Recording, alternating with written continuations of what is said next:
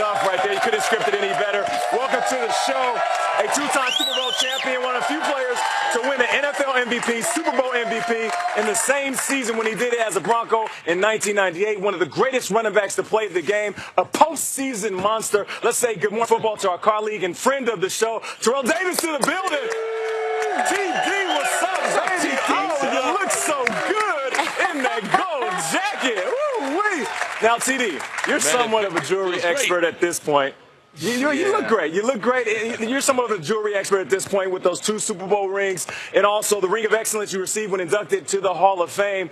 You know what it takes to be an MVP, but with Valentine's Day around the corner, hey, and I'm going to need some help with that. What's the best way you can show someone special that they're the MVP in your life?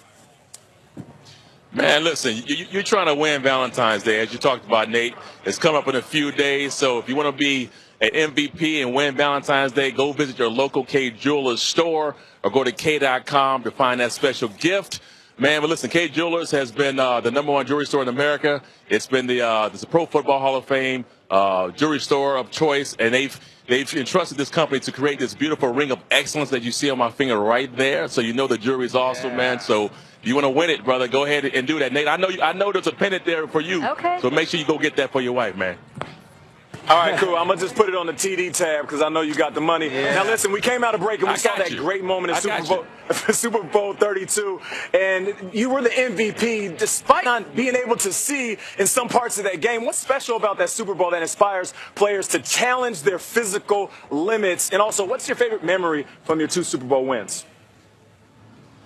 Well, I think the first thing is that you really don't have a choice, man. It's a game that you've worked so hard to get to. Now, once you get there, it takes a lot for you not to be able to go through with whatever ailment you have, whether it's a hamstring, where you're not feeling well, whatever it was. Like in my case, I had a migraine.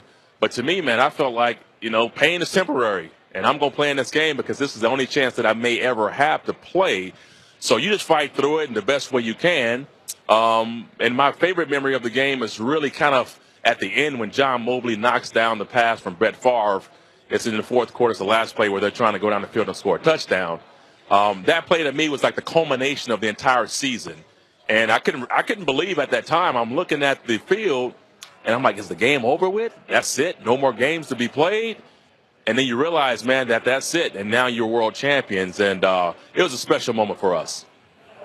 Amazing Very stuff. special. As someone who suffers from migraines almost my whole life, I cannot imagine playing in an NFL game with one of those. Just a testament to your toughness. So the Eagles, TD, from Kay Jewelers to Kay Adams here. Thanks for joining our show. Got to talk about how they've never won a Super Bowl. They've never won ever. And you guys in Denver were 0-4 before you and Elway got together to win one. How much did that play in to go out there to really want to get a win for the city of Denver? And do you think Philly's feeling the same right now? Well, I think what we looked at was, Denver hadn't won one, but we weren't a part of those 4 losses that they had. And we just kind of figured out we're a different team. We're built differently. We were built like an NFC team. And we thought that if we can go into the game and do what we did best, which was run the football, play good defense, and have our quarterback make plays, we can win that game. We felt good about it. So, we try not to look at the past and how that kind of dictated how we approach the game.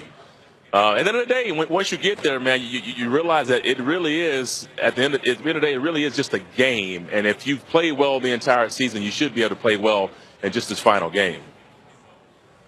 From Kay Jewelers to Kay Adams to KB. TD, the fact is you guys were big underdogs against Green Bay. Everyone thought it was going to be Favre and they would rule the day. Next thing they know, there's a blind Broncos running back running around and Elway's making magic, and you win the game. A lot of people looking at Philly the same way now. It's supposed to be the Patriots' coronation again. Having been through that, if you were to talk to the Philadelphia Eagles before this game, what would your message be to them? I would tell them what to expect, right? I would tell them to expect that this game is going to be, this week is going to be crazy, right? Because it's not like any other week that you've experienced before a game. There's a lot of media out here. You're going to be answering the same questions over and over all week long. People are going to tell you that you can't win this game, but you have to have a firm belief that you guys are capable of winning this game. And the only thing that really matters is how you guys feel in this room. If they can feel good about this game and not have any outside influences about the outcome, then they should be okay. And then the last thing is just, listen, it is football. You've been here before. You've done it. You've played in big games before. Just believe you can get the job done, and you're going to be tested. And when you get tested, you have to have a firm, belief that that when the game is all said and done, that you're going to come out on top. That's what I would tell those Eagles. TD, it's Peter Schrager here. Look, you played with Elway, one of the greatest to ever play the game. What is your impression on Tom Brady and his legacy? Is he the greatest quarterback to ever step on a football field? Greatest quarterback? I think that debate is kind of, I think it's kind of been answered. If you look at the success that Tom has had in his career, I think it would be hard to argue that he's not the greatest quarterback to play this game. I played with a pretty darn good quarterback myself in Elway, but I think what Tom Brady is doing, to have gone to, this is his 8th Super Bowl, he's already won 5. If he wins, this will be his 6th. I think there's a lot to be said for that, man. And he's doing it with totally different rosters year in and year out. I think that's impressive. So, yeah, I think Tom. And here's the deal. I don't know if this game, if they win it or if they don't win it, I don't think this changes anything. I think he's already cemented himself as that best quarterback sort of label. Yeah, I don't think this changes anything. If you didn't think Tom Brady was the greatest quarterback before this game, I don't know if it changes it if he wins this game. Like, you needed to see more from Tom Brady? I would be shocked. If he wins the next 5, there will be people out there that think he's still not the greatest. Yes. He could have both fingers and like 3 toes filled with rings, and you would be like, I don't know. No. I don't know. Great stuff. TD, we love having you on the show. Wish you were here with us, but you are holding it down over there at the Mall of America live in Minneapolis. Hall of Famer on Hall of Famer joining our show today. Love that. Let's flip it over now to our friend Will Selva, manning the news desk out in Los Angeles. I need you to know, Will, during that entire interview with TD, Frozen Let It Go was playing in the background on full speakers, and it was kind of nice. Nice. Let it rip. Absolutely. He was talking about, the vigor and the, playing and the Super Bowl big moments, and it was all about Let It Go, and I was like, yes, TD, yes. Yeah. Good job. He knows. What's up, absolutely. Will? What's going on there, Kay? Well, the football world focus on you guys out there in Minnesota as the Eagles and Patriots get set for Super Bowl 52. Last night, we had blockbuster news come out of Kansas City and Washington as NFL Network insider Ian Rappaport reporting the Redskins and Chiefs reaching an agreement in principle to send quarterback Alex Smith to Washington for corner Kendall Fuller and a 2018 third-round draft pick. Smith is going to get a nice bump in pay, too. Ian and NFL Network's Tom Pelissero reporting Smith will get a 4-year contract extension worth $94 million with a whopping $71 million in guarantees. As a result, Kirk Cousins is expected to move on, where he will likely get a massive payday on the open market. In other quarterback news, Colts signal caller Andrew Luck taking a step forward in his recovery from shoulder surgery. Ian and Mike Garafolo reporting Luck will be in Los Angeles in the next couple of weeks and is getting very close to throwing the football again.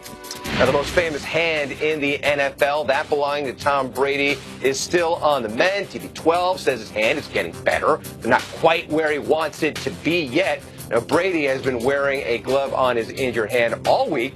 Brady has played with a lot of teammates over his 18-year career. He talked about the reaction he gets from some of his younger teammates when meeting them for the first time. They've probably seen me on TV for a long time, and they were young. So I'm Patrick Chung. He's an older guy. And I remember when he got drafted by our team, and he came and he was like, wow, Tom Brady. And I was like, damn, Pat, I'm not that old. Well, he's been probably hearing that a lot because he's the lone Patriot that is still on the team that last played against the Eagles. You can think of everything that has changed in those 13 years, Kay. There was no Instagram, there was no Twitter, there was no Snapchat, and the top movie in America was Kyle Brandt's favorite. That would be Boogeyman. That's right. Just a little bit of trivia there for you. Boogeyman, the top movie when the Boogie last Nights? time. Yeah, right? Well, what do you think? Are you talking about Boogie Nights? Will? No, Boogeyman. Boogeyman.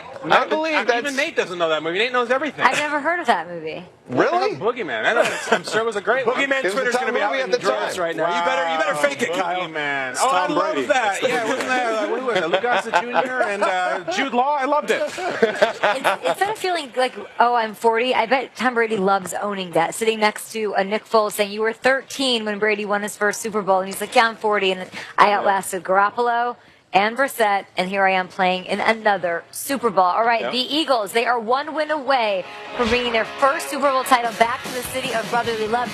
Can they pull it off? Can they rob Tom Brady? We'll get the very latest on their preparations as GMFB continues in Minneapolis. And here we go, Herman Lahr joining the show. All after this, GMFB. All right.